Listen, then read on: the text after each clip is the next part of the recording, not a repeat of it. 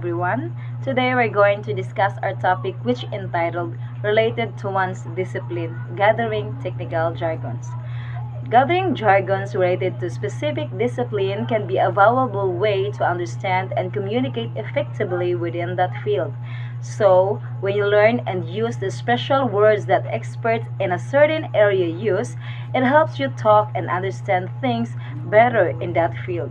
It's like speaking the same language as. Can we consider discipline as a form of specialization? Yes, indeed.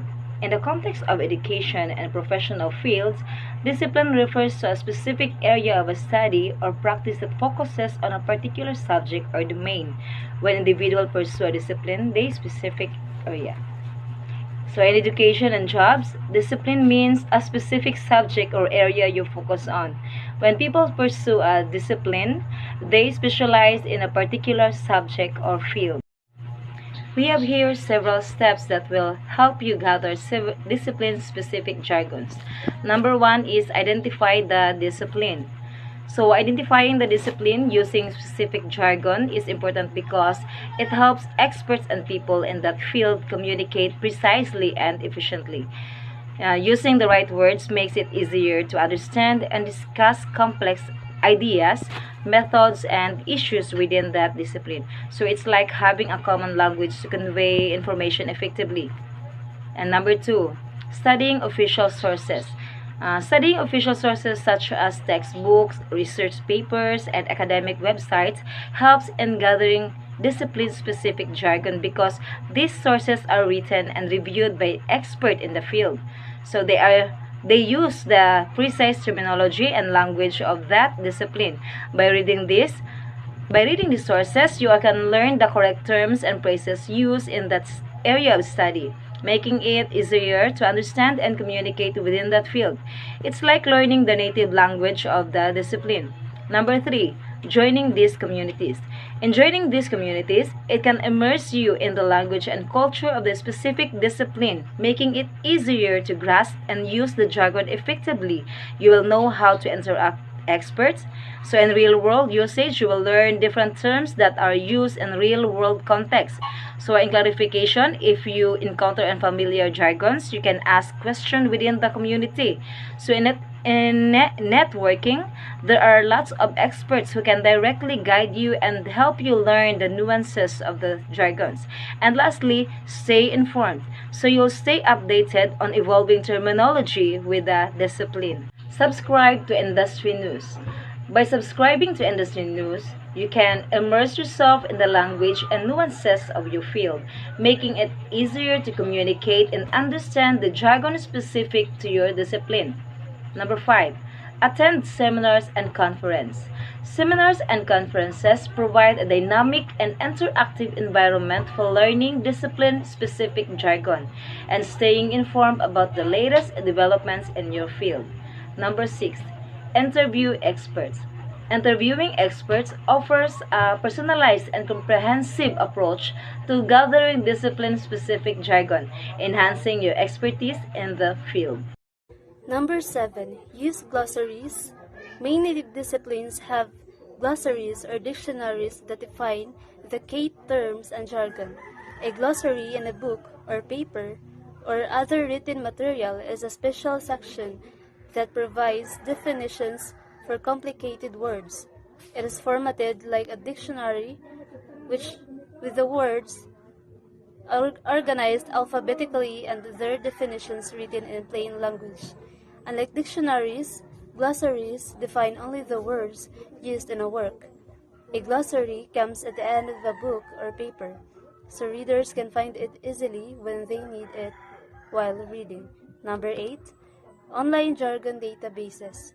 Some websites and databases specialize in collecting and defining jargon for various fields. An online database allows users to create, store, and manage data in one centralized online location. Online databases are often used to manage business data such as customer data, medical information, sales data, and inventory. Number 9. Keep a notebook. As we come across new jargons, we need to write Organize and include its usage and definition in a handy notebook. Number 10, practice and contextualize. So after recording new jargons, we need to practice ourselves by using it through writing and speaking. 11, quiz yourself. In order to learn effectively about the new jargons, we can create flashcards and quizzes to practice our mind or to test our knowledge. Lastly, number 12, stay current.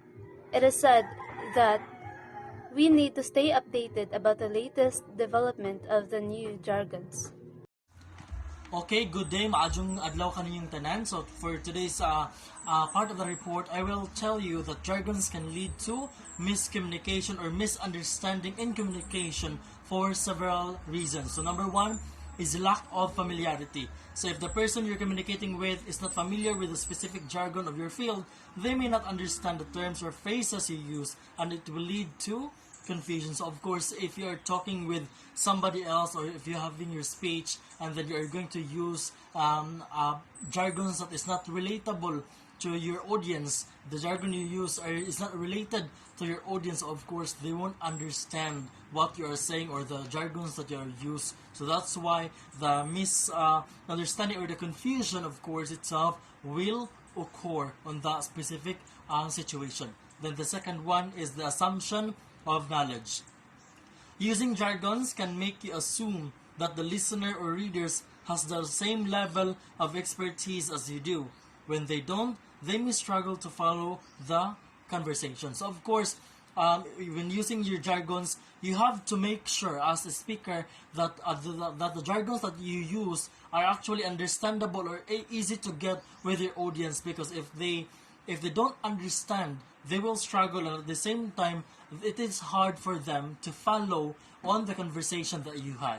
So as simple as that. Then the third one is misinterpretation. Jargon terms can sometimes have different meanings in different contexts or fields. Using a different term that has a different interpretation for the listeners can lead to misinterpretation. So this is the most basic or the most common problem when it comes to the use of jargons, because of course different meanings or different words have this different meanings, and of course in this field jargons can also have different meanings. So of course if they have another meaning and then you have your own meaning of that specific jargon, of course it will lead to misinterpretation because they have the other meaning on their behalf and you have your own, so it's different, and of course when it is different, of course there is a misinterpretation. Then the fourth one is exclusivity. Overuse of jargon can create a sense of exclusivity or elitism within a group. It may take those outside the group feel excluded or inferior, which can hinder effective communication. So of course, when we talk about effective communication, we have to make sure that all of our audience would feel that they are belong in that specific place, in the specific situation or an event.